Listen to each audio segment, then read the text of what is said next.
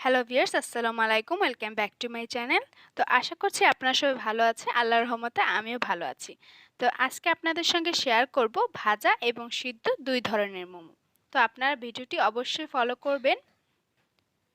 আমার চ্যানেলটিও সাবস্ক্রাইব করবেন। তো চলুন দেখে আসি এটা কী করে তৈরি করতে হয়।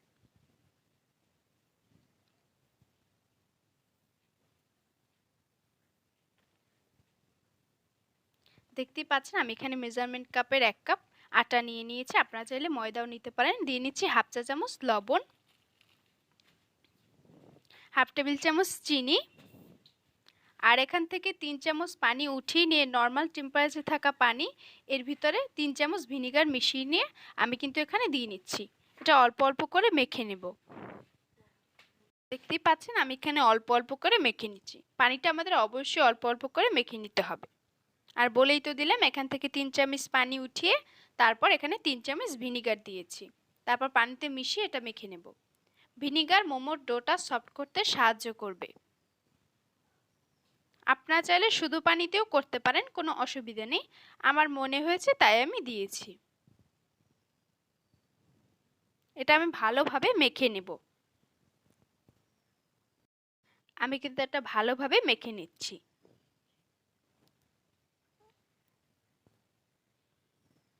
এটা অবশ্যই আমাদের হাত দিয়ে ভালোভাবে মেখে নিতে হবে, অল্প করে মেখে রাখতে দিলে হবে না। আর এই ডোটা পুরো বাটিটা যখন পরিষ্কার হয়ে যাবে, হাতে আর লেগে থাকবে না, তখন বুঝতে হবে এই ডোটা আমাদের পুরোপুরি তৈরি।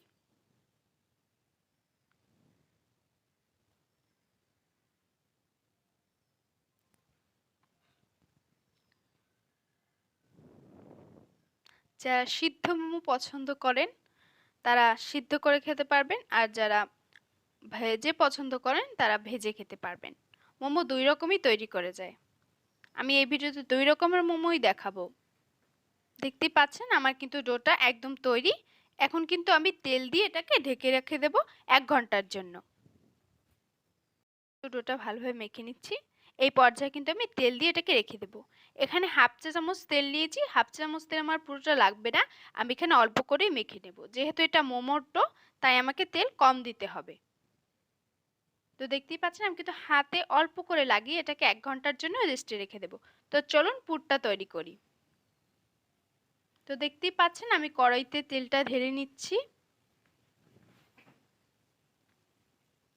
১ কাপ পরিমাণ পেঁয়াজ কুচি দিয়ে নিচ্ছি। এটা হালকা করে ভেজে নেব। আর একটা রসুন কুচি দিয়েছি।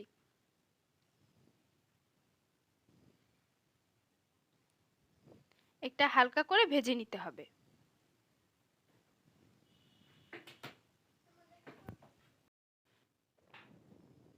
আমি কিন্তু এই পুরটা ডিম দিয়েই তৈরি করব, ডিম এবং আলু দিয়ে। তো দেখতেই পাচ্ছেন আমার পেঁয়াজটা কিন্তু হালকা ভাজা শুরু করে দিয়েছে। তো এই পর্যায়ে কিন্তু আমি আলুটা দিয়ে দিব। হলুদ গুঁড়ো দিয়ে দিচ্ছি ১ চামচ। ১ চামচ দিয়ে নিচ্ছি জিরা গুঁড়ো, ১ চামচ লাল মরিচের গুঁড়ো। এগুলো দিয়ে আমি পেঁয়াজটাকে একটু কষিয়ে নেব। তারপরে কিন্তু আমি এখানে আলুটা দিয়ে দেব। আর আলুটা কুচিয়ে রেখে আমি একটা শুকনো সুতি কাপড়ের সাহায্যে এটাকে পানি ঝরিয়ে নিচ্ছি। অবশ্যই পানি ঝরিয়ে নিতে হবে। যেহেতু আলু থেকে কিন্তু পানি বেরোয়। দেখতেই পাচ্ছেন আমার আলু কিন্তু কোনো পানি নেই, একদমই শুকনো। অবশ্যই আমাদের এখানে শুকনো আলু ইউজ করতে হবে। তাই আমাদের একটা শুকনো কাপড়ে নিয়ে এটাকে চেপে পানিটা বের করে নিতে হবে। তারপরে কিন্তু আমাদের এটা তৈরি করতে হবে, নাহলে কিন্তু মোমো ভেতরে এটা দেওয়া যাবে না। দেখতেই পাচ্ছেন আমি কিন্তু আলু দিয়ে এখন নেড়ে চেড়ে নিচ্ছি। দিয়ে নিচ্ছি ধনিয়া গুঁড়ো,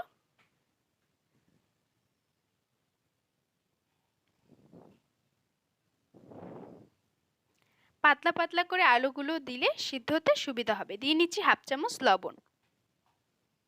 আবারও নেড়ে চেড়ে নিচ্ছি।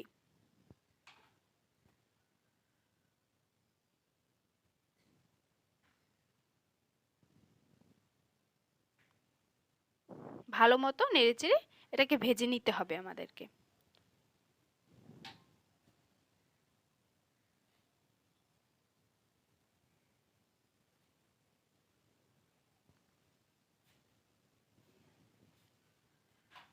দেখতেই পাচ্ছেন আমি কিন্তু এটাকে ভালোভাবে ভেজে নিচ্ছি। দিয়ে নিচ্ছি হাফ চামচ সয়া সস, ভাবে নেড়ে চেড়ে নিচ্ছি। আমার কিন্তু আলুটা একটু হয়ে এসেছে, যাতে লেগে না যায় বারবারই কিন্তু এটাকে নাড়াচাড়া করতে হবে, আর এটাকে মিডিয়াম ফ্লেমে অবশ্যই করতে হবে। তো ঢেকে দিচ্ছি আমি 5 মিনিটের জন্য। তো দেখতেই পাচ্ছেন আমার কিন্তু এটা তৈরি হয়ে গেছে। আমি এটার ভিতরে এখন ডিমটা দিয়ে দেব।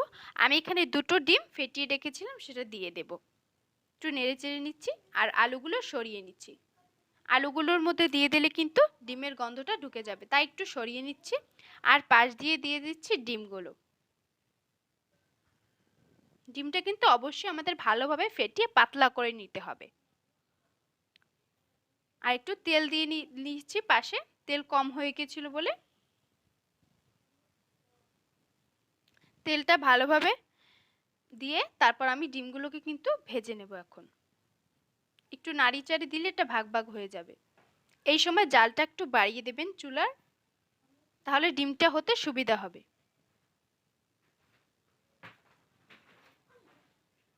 ডিমটা ভালোভাবে হতে সুবিধা হবে, কিন্তু জালটা বাড়িয়ে দেবেন।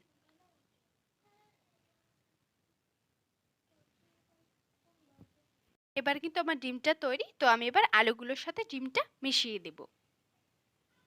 দেখতে পাচ্ছেন আমি কিন্তু ভালোভাবে মিশিয়ে নিচ্ছি।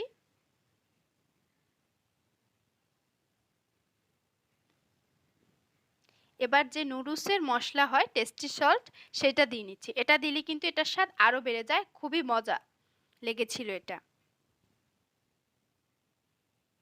ডিমটার মধ্যেই কিন্তু আমাদের ওই যে নুডলসের মশলাটা দিয়ে নেড়ে নিতে হবে, তারপরে আলুর সঙ্গে মিশাতে হবে।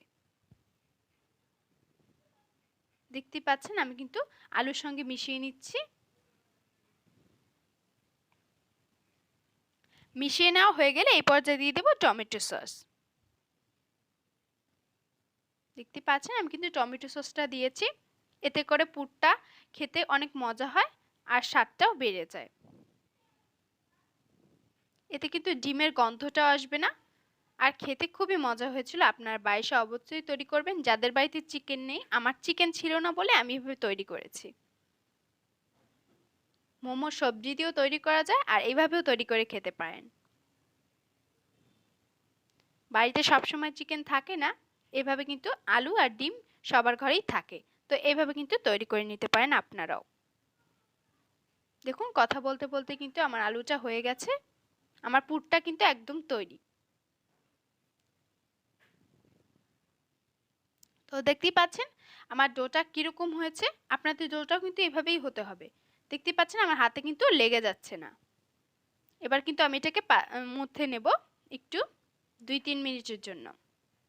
যেহেতু একটা হার্ড হয়ে গেছে, একটু নরম করে নিতে হবে আমাদেরকে।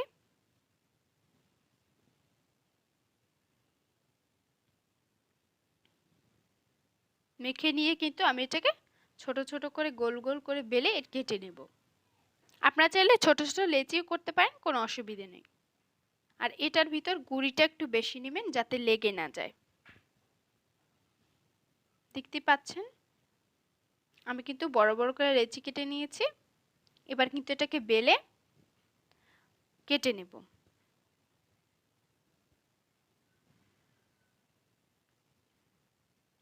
দেখতেই পাচ্ছেন আমার ডোটা কত সুন্দর নরম হয়েছে। অবশ্যই একটু বেশি করে আটা নিতে হবে, নাহলে কিন্তু লেগে যাবে। এইভাবে আমার আমার কিন্তু লেগে যাচ্ছে, তাই আমি আটা দিয়ে নিয়েছিলাম।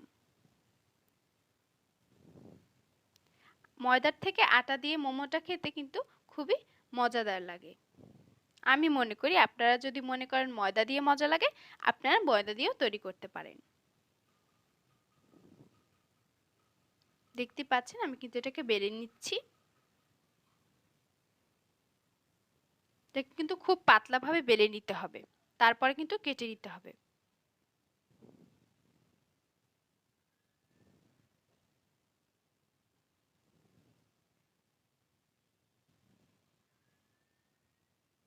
দেখতে পাচ্ছেন আমি কিন্তু আমার বাসায় কুকি কাটার নেই, আমাদের গ্লাসের যে মুখাগুলা থাকে সেটা দিয়ে কেটে নিচ্ছি।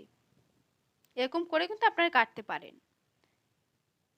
এরকম একটা বাটার মুখা নিয়ে এটা গুঁড়ি লাগিয়ে তারপর কিন্তু কাটতে হবে, না হলে কিন্তু লেগে যাবে। তো দেখতে পাচ্ছেন আমার কত সুন্দর করে হয়ে গেল তৈরি।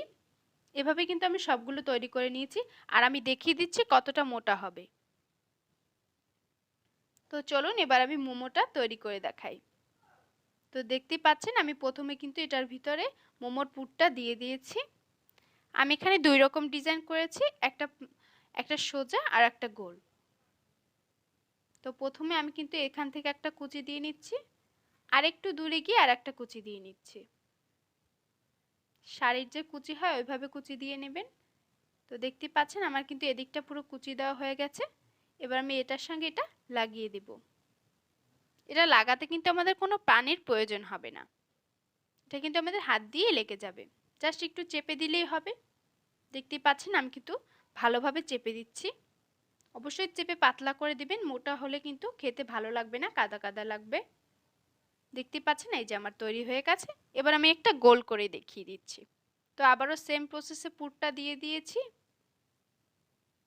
এবার আবারও কুচি দিয়ে নিচ্ছি। দেখতে পাচ্ছেন এভাবে করে কিন্তু কুচি দিয়ে নেবেন। একটু হালকা চেপে চাপ দিলেই কিন্তু হয়ে যাচ্ছে। আপনারা যে কোনো আকৃতির মোমো তৈরি করতে পারেন। আমি কিন্তু এখানে গোল একটা মোমো তৈরি করেও দেখিয়ে দিচ্ছি। দেখতে পাচ্ছেন আমার কিন্তু তৈরি। আমি এটার মুখটা কিন্তু গোল করিনি, কিন্তু আমার মোমোটা কিন্তু গোল, মুখটা একটু সোজা রেখে দেখিয়ে দিচ্ছি আমি কত ধরনের মোমো তৈরি করেছি। আমি এখানে তিনটে ডিজাইন ইউজ করেছি।